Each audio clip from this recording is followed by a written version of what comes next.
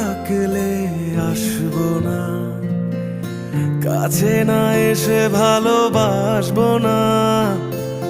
দূরত্ব কি ভালোবাসা বাড়ায়, নাকি চলে যাওয়ার বাহানা বানায়?